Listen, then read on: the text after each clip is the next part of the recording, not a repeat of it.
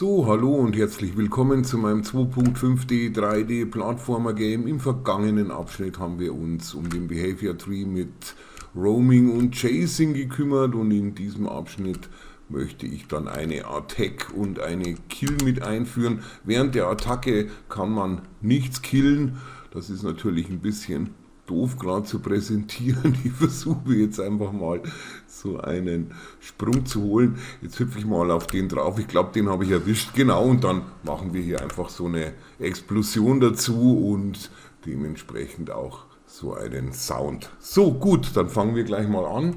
Zu Beginn öffnen wir zuerst einmal unsere BP Chest und den dazugehörigen Behavior Tree. Ich gehe mal auf Enemies, Monster 3D, dann auf Chest und dann auf BP Chest. So, dann muss ich jetzt hier auf Open Full Blueprint Editor gehen, das kommt manchmal vor, ist aber nicht schlimm, einfach hier oben in der Mitte draufklicken und dann öffne ich noch unter AI meinen Behavior Tree Chest. So, jetzt haben wir an dieser Stelle unsere Set Speed hier im Chasing. Wir haben ein Chasing und dann, wenn wir da praktisch direkt ranrücken hier an diesen Radius, an diesen Acceptable Radius, dann wollen wir hier natürlich auch einen Attack Task einführen. So, unser BP Chest, der beinhaltet aktuell im Eventgraphen noch gar nichts. Und wenn du dich erinnern kannst, im 2D-Bereich haben wir ein BPI eingeführt, ein sogenanntes BPI Attack und das werden wir jetzt gleich mal verwenden. Für was haben wir es denn? So, dann gehe ich mal auf mein Level und dann schaue ich einfach mal in meinen Monster 2D. Ich glaube, da liegt das Ganze dann nicht drin. Nee, in Blueprints war es. Ich glaube, in Blueprints, ich gehe nochmal auf Blueprints, genau, BPI Attack und per Doppelklick können wir das dann gleich aufmachen. So, jetzt haben wir hier schon die Hit Detection und die Hit Reaction, was ja unser Player und unser 2D-Enemy schon verwendet. Und jetzt gehen wir hier oben rechts auf Add und dann auf Function und die nennen wir jetzt einfach mal Attack. So, das wird unsere Attack-Function in unserem BPI. Wir benötigen keine Input- und keine Output-Variable zum aktuellen Zeitpunkt. Und jetzt gehen wir auf Compile und dementsprechend können wir das BPI schon mal wieder schließen. So, dann rüber auf unsere BP Chest. Jetzt werden wir das BPI gleich mal implementieren, damit wir es nicht vergessen. Das heißt, wir gehen auf Class Settings und hier drüben rechts unter Implemented Interfaces auf Add und dann geben wir ein BPI und das BPI, bei mir heißt es zumindest mal Attack. So, dann gehe ich mal auf Compile und Save und dementsprechend werde ich mich schon mal von diesen 3 Events trennen. Die benötige ich aktuell überhaupt nicht und dann werde ich mal diesen Attack hier doppelklicken und dann machen wir hier einfach mal zu Beginn erstmal einen Print String und da schreiben wir einfach mal erst rein Attack. So, Attack. Dann ist das schon mal vorbereitet und wir haben das Ganze schon mal implementiert. Gut, jetzt müssten wir rüber auf unseren BT Chest, dann können wir gleich mal den Task schreiben dazu.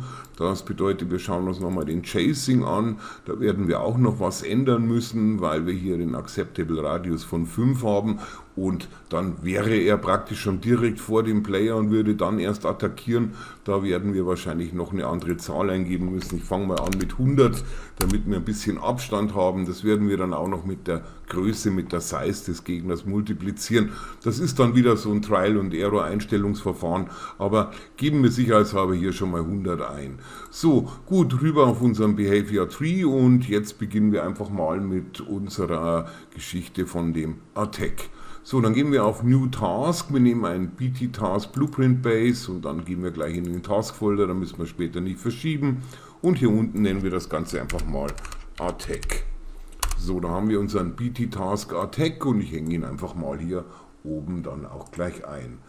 So, es beginnt wie immer mit einem Event Receive Execute AI und es endet wie üblich mit einem Finish Execute. So, Finish Execute schreiben wir immer zuerst, damit wir es nicht vergessen, wie gesagt, und Success ist gleich True. So, jetzt könnten wir hier direkt diese Attack BPI Function aufrufen, weil wir das ja wissen, dass wir dieses BPI auch in unserem BP Chest implementiert haben. Ich würde aber trotzdem sicherheitshalber mal fragen, das Object Implements Interface, weil der Gegner könnte ja schon tot sein und dann läuft das noch weiter oder es ist irgendwann mal irgendein Gegner, weil wir können den AI-Controller ja woanders verwenden und wenn wir dann da vergessen hätten, das Interface zu implementieren, dann würde das Finish Execute auch nicht ausgeführt werden.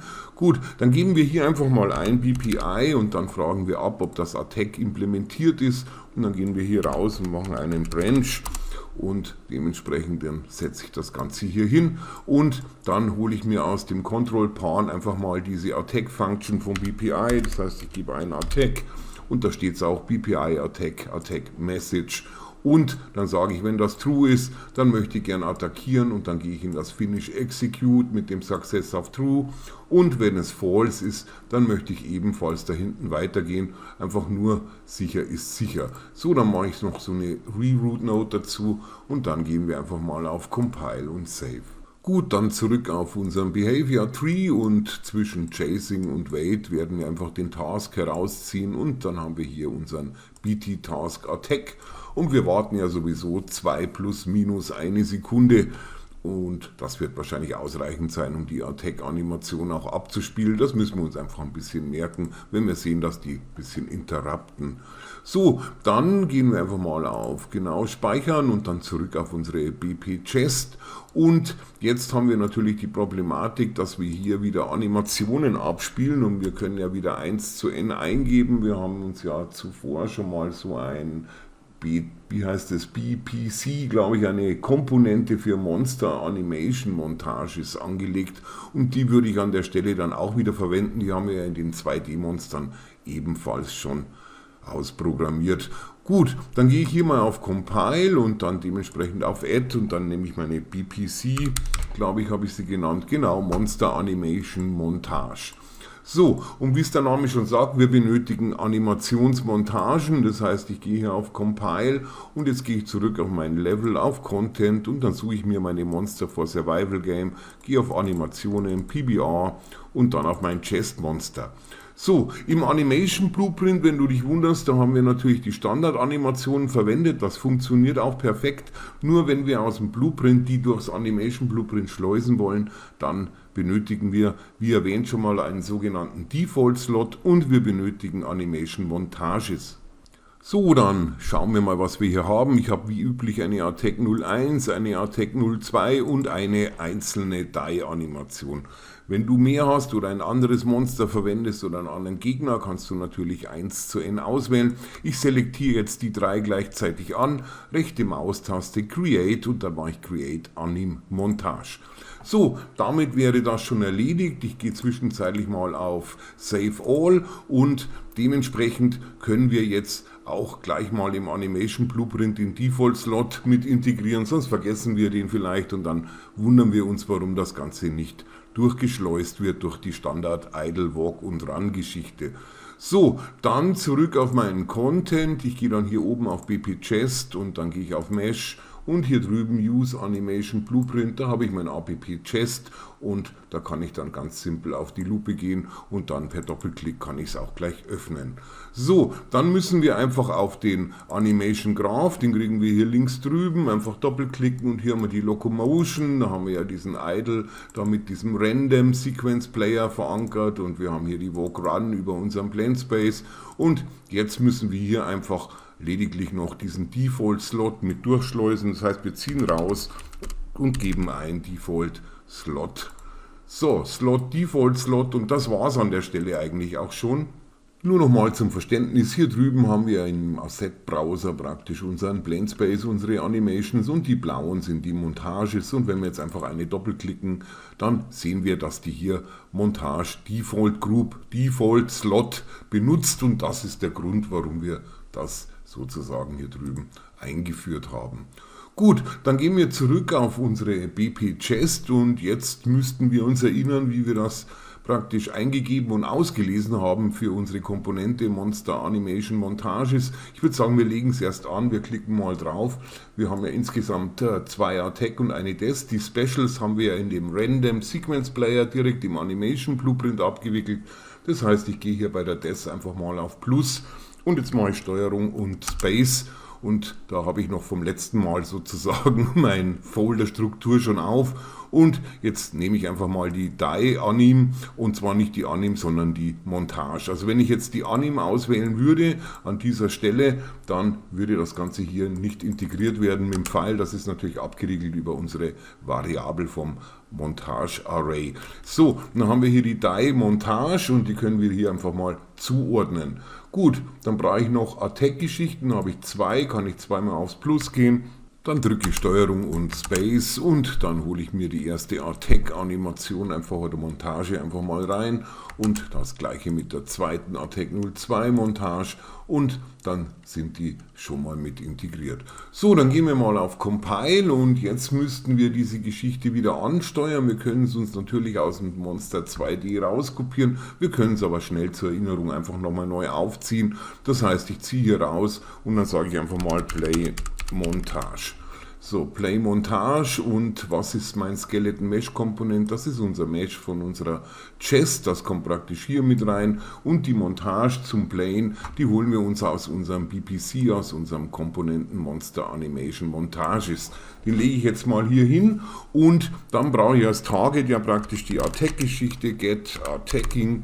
So, Get AM Attack, Animation Montage Attack und da holen wir uns wie üblich die Länge raus über längs und die Länge ist ja bekanntlich bei zwei Animationen 2 und das Array geht ja von 0 bis 1. Das heißt, wir müssen von der Länge wieder 1 abziehen. Wir ziehen raus, machen einen Subtract und dann ziehen wir 1 ab, damit wir wieder original sind mit den ganzen Nummerierungen und von diesen holen wir uns dann eine Random Integer in Range mit raus.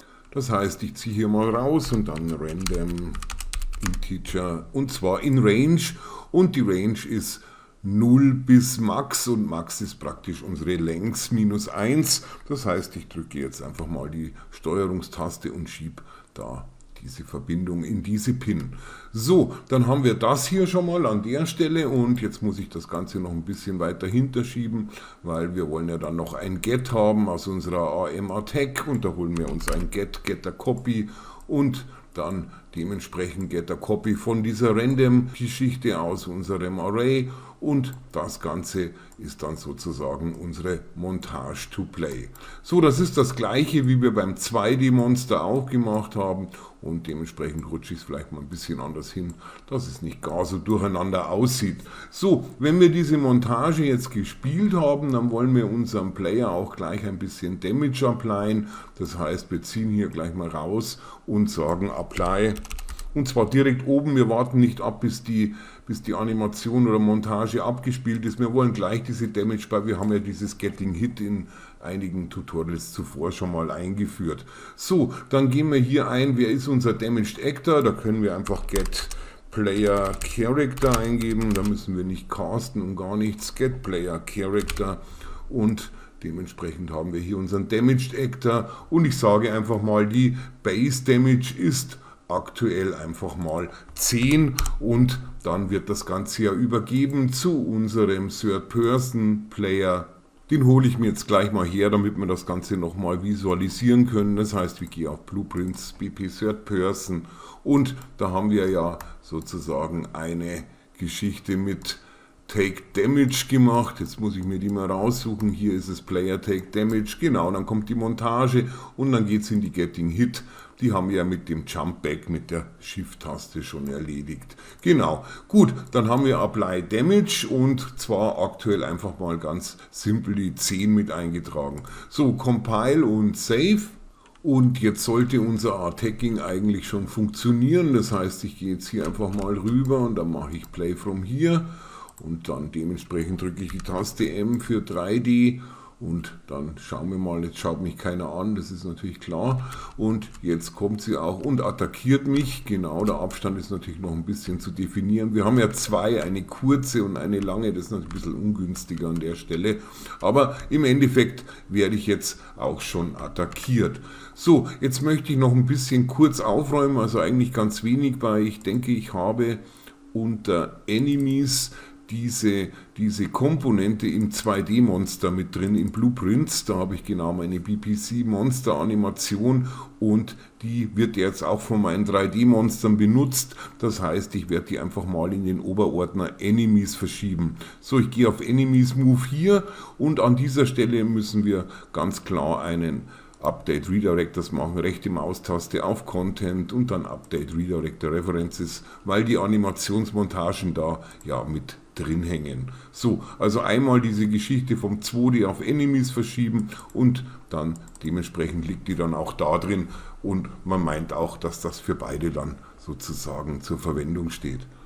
Jetzt kümmern wir uns zuerst einmal um den Abstand der Attacke, das heißt, wir haben ja hier unsere BT-Task Chasing mit dem Acceptance Radius von 100, haben wir vorher eingegeben, kommst du auch drauf über Behavior Tree und BT-Task Chasing und ich würde jetzt einfach mal diesen Acceptance Radius schon mal ausklammern, das heißt rechte Maustaste, Promote to Variable und dann werde ich das Ganze erstmal trennen und aktuell ist er ja 100, das haben wir ja so vordefiniert. Ich muss aber erst kompilieren, damit ich die Value hier rechts unten unter Default Value sehen kann.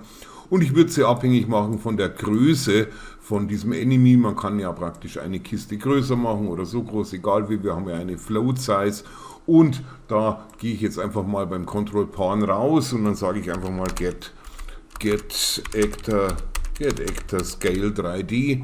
Und da wir ja die immer gleich sizen in X, Y und Z, können wir ja ganz beruhigt aufsplitten und dann dementsprechend das Ganze einfach mal multiplizieren. Das heißt, ich kann jetzt die X, Y oder Z nehmen. Ich nehme jetzt einfach mal die X, mache einmal, außer du machst es breiter wie hoch, da kann ich jetzt nichts dafür. Also ich gehe mal davon aus, dass es gleichmäßig skaliert ist und dann dementsprechend werde ich das in den Acceptance Radius legen. So, dann gehe ich auf Compile, dann mache ich diese Variable auch noch public, damit man das im Behavior Tree noch nachjustieren kann.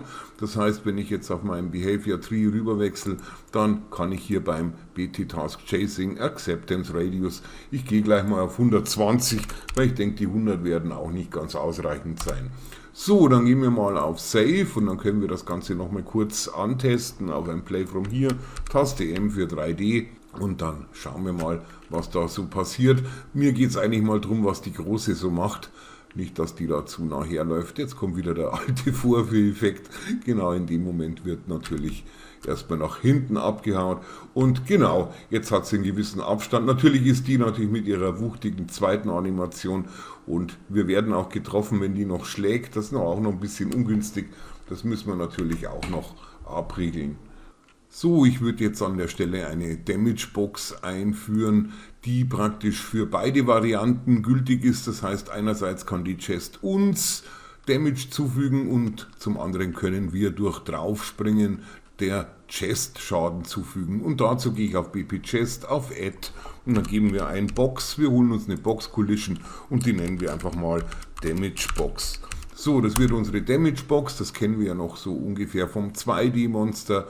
Und dann ist die aktuell jetzt schon mal hier so mit drin. Gut, ich werde es jetzt einklinken unterhalb vom Mesh und dann werde ich jetzt auch mal diese Animation kurz beruhigen, indem dass ich auf Mesh gehe und dann sage ich hier mal Pause Anims. So, dann habe ich jetzt hier meine Damage Box und die werde ich jetzt verbinden mit einem Bone von meiner Chest, so wie wir es letztes Mal schon bei den 2D-Monstern gemacht haben. Das heißt, wir können uns auch das Skeleton Mesh mal doppelklicken und öffnen. Und ich denke, das wird wahrscheinlich der Head sein hier oben und den werden wir auch dann nehmen. So, dann gehe ich zurück hier auf meine BP Chest und dann sage ich einfach Damage Box und hier unter Sockets, Parent Socket, gehe ich hier einfach mal auf Head.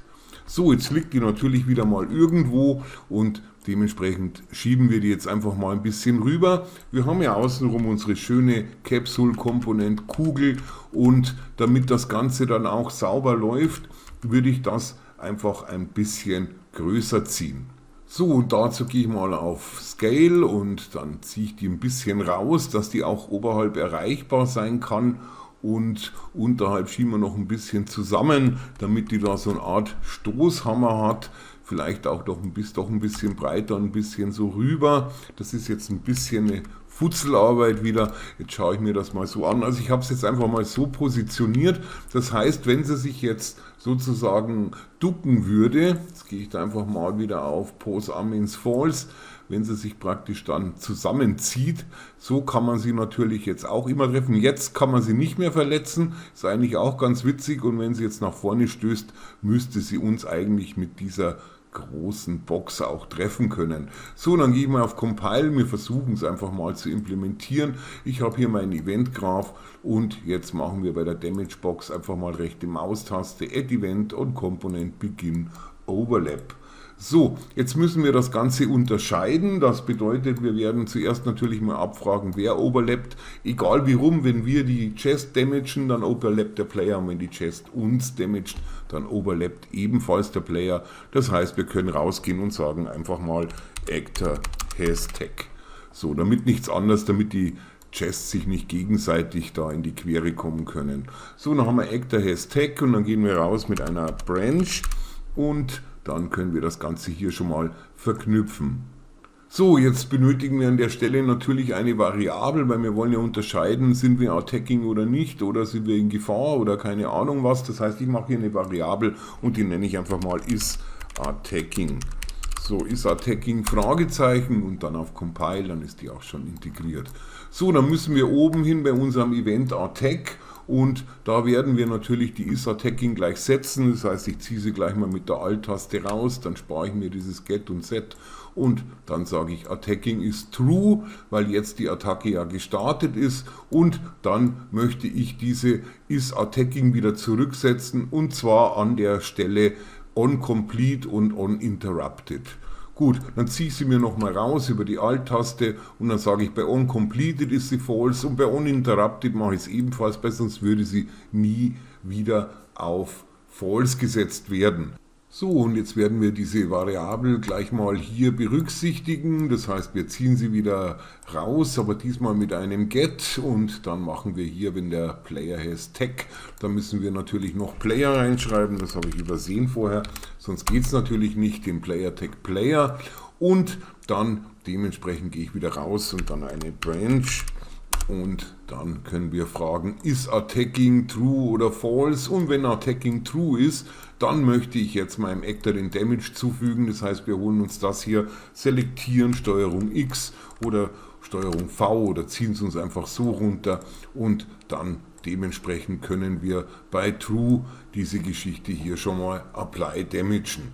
So, dann müsste das Ganze eigentlich auch funktionieren. Ich würde aber jetzt zusätzlich die Damage Box mal sichtbar machen im Spiel. Das heißt, wir geben hier oben ein Hidden im Game, gehen wir auf False, damit wir auch unsere Box schön sehen, damit wir schauen können, ob wir die richtig positioniert haben. So, zwischenzeitlich mal auf ein Save All, und dann versuche ich das Ganze einfach mal zu playen. Aktuell können wir nichts ausrichten, aber dementsprechend können uns die Kisten jetzt hoffentlich auch erreichen und verletzen. So, jetzt schaue ich mal, ob mich eine sieht. Natürlich nicht, wie immer drehen sie sich weg von mir, und genau, jetzt kriege ich einen ab. Es ging ja auch darum, dass die, wenn die ausholen und dann dementsprechend mich nicht treffen würde, dass ich dann nicht extra noch, so wie jetzt, keinen Hit abbekomme. Das ist natürlich schon okay. Gut, dann müsste ich das Ganze mit der Großen natürlich auch immer noch versuchen, weil die ist ein bisschen dangerous vom Handling, aber eigentlich ist sie ja proportional anders, und es geht ja auch auf den Abstand. Der kurze Hieb ging nicht gerade, aber der lange ging, und der an dem Sterbemodus von unserer Piratin werden wir im 3D-Bereich auch noch was ändern müssen, weil die flattert weg wie eine Fahne im Wind. Aber darum kümmern wir uns zu einem späteren Zeitpunkt, also steht auf der To-Do-Liste. So, jetzt werden wir mal ausarbeiten, wenn unsere Damage Box nicht vom Attacking besetzt ist. Das bedeutet, dann können wir attacken. Das heißt, ich schiebe mir das Ganze einfach mal ein bisschen hoch, und dann geht es weiter, wenn Attacking false ist, und dann, wenn man praktisch draufspringen soll, auch die Kiste dementsprechend zerstört werden. Also ich würde sagen, die hat keine Healthbar, die wird gleich kaputt sein, so wie die Mushrooms und das Slime.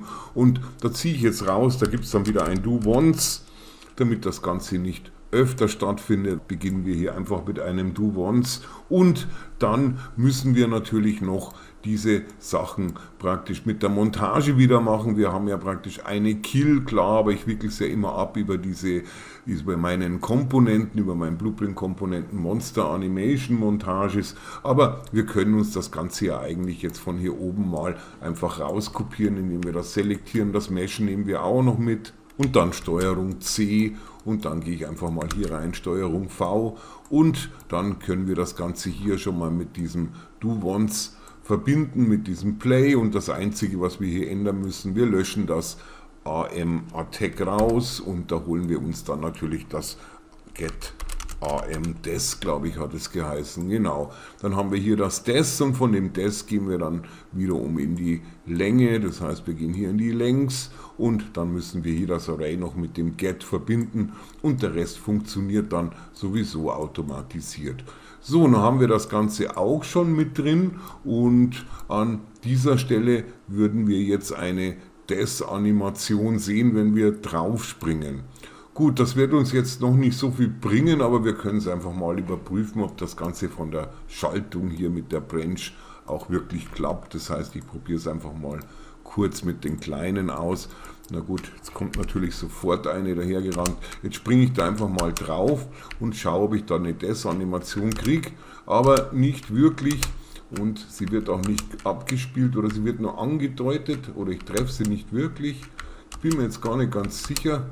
Es ist auf jeden Fall noch ein riesiges Durcheinander. So, dann gehe ich nochmal auf meine Kiste und jetzt schaue ich mal, ob ich da wenigstens hier hinten einfach mal einen Print-String bekomme, damit ich ein bisschen Überblick kriege, ob überhaupt die Funktion hier reinläuft. Ich lasse es einfach mal beim simplen Hello und dann gehe ich einfach mal auf Play from Here. Dann die M-Taste und natürlich unter der Attacke kann ich nicht springen, aber hier drüben kommt schon mal mein erstes Hello, das ist doch schon mal toll, hier kommt wieder ein Hello und jetzt habe ich wieder ein Hello, also das Ganze kommt hier hinten an. So, jetzt ist die Problematik natürlich, dass unser Behavior Tree einfach weiterläuft, die Montage wird angespielt und dann sagt er, okay, mir auch egal, da warten wir nicht ab, bis die fertig ist, da spielt man dann gleich wieder eine Walk, eine Run oder eine Idle oder eine Attack-Geschichte mit dazu. Das heißt, wir müssen jetzt einfach unsere AI Behavior Tree Sache ab- oder ausklinken. Die Attack läuft natürlich durch, weil wir haben ja in unserem Behavior Tree hier nach der Attack eben dieses Wait zwischen 2 plus minus 1 Sekunde und damit hat natürlich diese Montagezeit bis zum Finish zu playen. So, gut, was wollte ich jetzt tun? Ja, genau, ich wollte den AI-Controller praktisch abschalten, das heißt, ich gehe auf meine Monster 3D Chest AI und dann auf mein AIC Chest und dementsprechend lege ich mir hier ein Custom Event an, Custom Event, Add Custom Event und den nenne ich einfach mal Killed.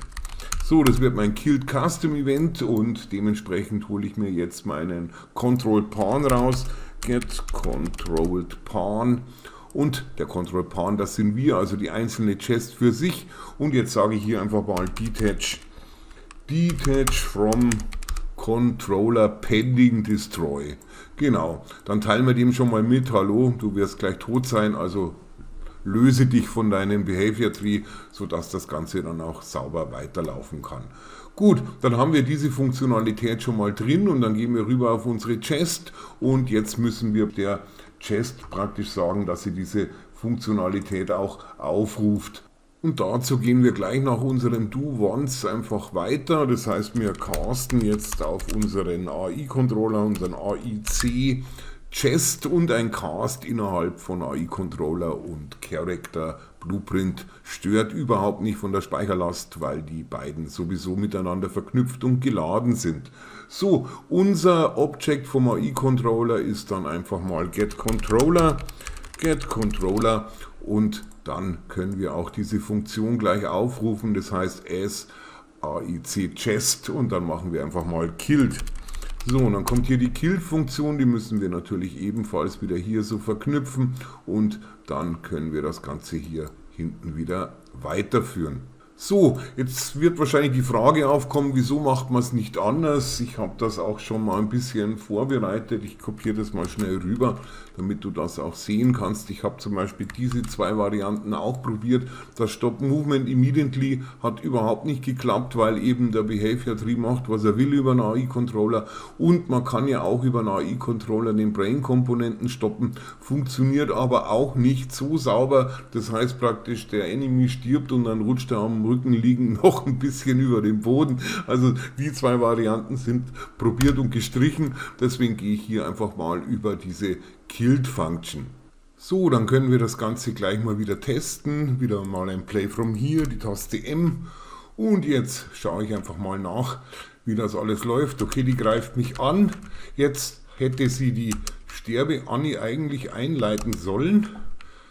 Und jetzt hängt die natürlich irgendwo fest mit drin. Klar, wir haben den Actor ja auch noch nicht destroyed. Und natürlich müssen wir bei der Sterbe-Annie in der Montage noch diese Loop-Funktionalität implementieren. Und das erledigen wir jetzt gleich. Wir gehen auf Content, wir gehen auf Monster for Survival Game, Animation, PDR und dann auf unser Chest Monster. Und hier habe ich ja meine Die Animation Montage und die werde ich jetzt einfach mal öffnen und dementsprechend halten wir die auch mal an. Und jetzt müssen wir an dieser Stelle einfach noch einmal rechte Maustaste, New Montage Section und die nennen wir einfach mal wieder Loop. Das haben wir auch schon öfter gemacht bei den 2D-Monstern. Und diese Loop können wir praktisch dann so verschieben. Das heißt, entweder ganz hinten, dann bleibt sie ruhig liegen, oder wir lassen sie noch leicht zittern. Und dann haben wir hier drüben Loop und dann sagen wir Loop ist an und dann machen wir hier Loop. So, wenn wir das Ganze jetzt abspielen, dann hängt das dann so fest, dann schnallt die dann noch so ein bisschen auf und ab. Ich kann es noch versuchen, ein bisschen sanfter zu machen. Genau, dann zuckelt sie noch ein wenig. Ich lasse sie gerne immer noch ein bisschen zucken, bevor sie dann endgültig verschwinden. So, gut, also einfach hier rechte Maustaste, eine Loop-Geschichte mit einbauen, sozusagen eine neue Montage-Section und dann hier drüben auf Loop stellen. So, dann kommt die hier nie wieder raus aus dieser Animation. Das bedeutet, sie kann auch nicht mehr in einen Walk oder in einen Run übergehen. Gemoved hat sie ja nicht mehr, haben wir ja gesehen. Das haben wir ja abgestellt über unsere Sache da von unserem AI-Controller. Da haben wir ja praktisch dieses Detach from Controller Pending Destroy mit drin. So, gut, jetzt gehe ich nochmal auf Level Save All, weil ich glaube, ich die Animation nicht gesaved habe. Dann mache ich das lieber über diesen Trick. Und dann gehe ich zurück auf meine BP Chest. So, jetzt haben wir hier die Montage gespielt. Die hängt ja jetzt in diesem Loop fest. Und wie üblich möchte ich dann, wenn ich drauf springe, meinen Charakter ein bisschen bouncen. Das heißt, ich mache hier wieder einen Launch Character raus. Launch Character und vielleicht kannst du dich erinnern, welcher Character haben wir denn? Das ist ja einfach. Da machen wir das wie bei der Apply Damage mit Get Player Character. Da haben wir zum Beispiel schon mal das Target und dann geht es weiter, die Launch Velocity und die holen wir uns wie üblich über Get Actor Rotation, Get Up Vector, also Get Actor Rotation und dann brauchen wir den Up Vector eben von unserer Chest, das ziehe ich hier raus, Get Up Vector. Get Up Vector, da haben wir die zwei Sachen schon mal da und der Up Vector ist ja wie üblich ein Einheitsvektor mit Einheit 1 und den multiplizieren wir dann wieder an dieser Stelle mit einem Multiply und dann werde ich das Ganze hier rechte Maustaste To Float, Single Precision und diese Geschichte hier rechte Maustaste, da mache ich dann einfach mal eine Promote to Variable draus. Da glaube ich, hatten wir in den anderen Beispielen eine sogenannte Bounce Height mit drin und die werde ich jetzt hier gleich mal eingeben. Bounce Height, das wird meine Bounce Height und wie üblich mache ich die dann nach der Kompilierung auf. Jetzt muss ich das Ganze wieder expanden und die bekommt wie üblich eine 1000, aber das ist Geschmackssache, wie hoch der Player dann abgestoßen werden soll, also wie hoch er bounced. So, und das Ganze kommt dann wieder in die Launch Velocity und danach möchte ich natürlich ein bisschen warten, das heißt, ich ziehe hier raus, mache ein Delay, so wie wir es auch im Behavior Tree nach der Attack haben, da gebe ich einfach mal ein Delay und dann würde ich sagen, bin ich mit 2 Sekunden einigermaßen zufrieden und danach würde ich dann einfach mal einen Emitter spawnen. Wir haben ja glaube ich, zumindest ganz zu Beginn des Tutorials auch den Starter-Content mit dabei. Also ich zumindest habe ihn drin, ja, Starter-Content haben wir mit da. Das heißt, wir können hier einfach ganz simpel mal noch rausziehen und dann sagen wir Spawn, das sind ja Partikelsysteme, glaube ich, soweit ich weiß, in dem Starter-Content. Also Spawn,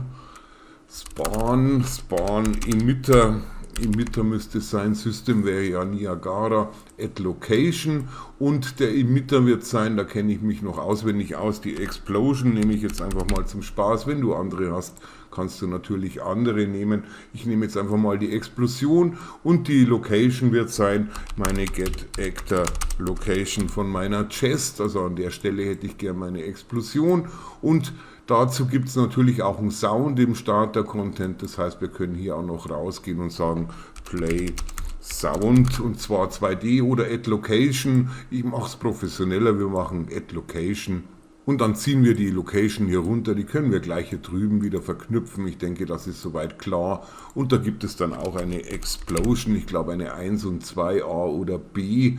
Ich nehme mal die 1er, das ist alles Geschmackssache, ich möchte es nur mal bestücken, damit du siehst, dass man sowas auch hinten dranhängen kann.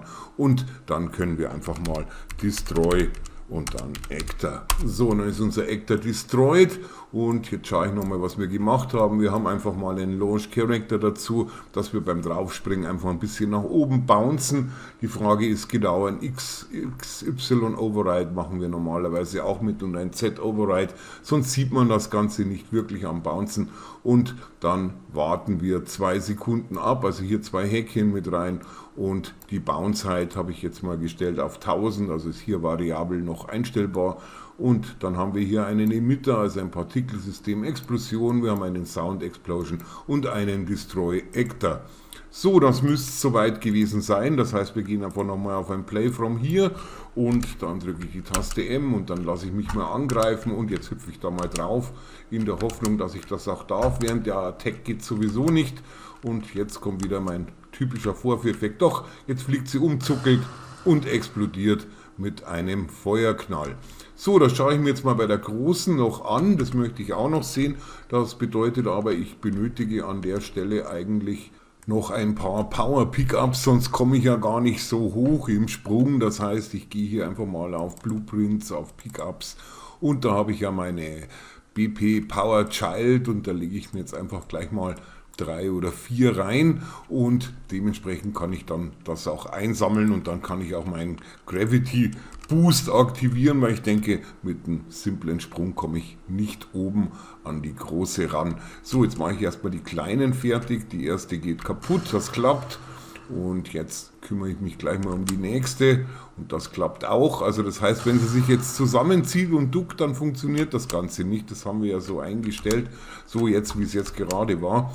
Und dann, das ist ja dann über die Capsule abgewickelt und das Ganze funktioniert auch. Und jetzt nehme ich mal meinen Gravity Boost, aber jetzt ist sie in der Attack, jetzt muss ich abwarten. Nee, es hat geklappt, jetzt fliege ich sogar in den Mund hinein. Okay, gut, das war die Beweisführung. Okay, das war es jetzt mit dem Abschnitt und ich hoffe, es hat dir wie immer etwas Spaß gemacht. Und über einen Like und oder ein Abo würde ich mich natürlich sehr freuen und dann würde ich sagen, tschüss, bis zum nächsten Mal.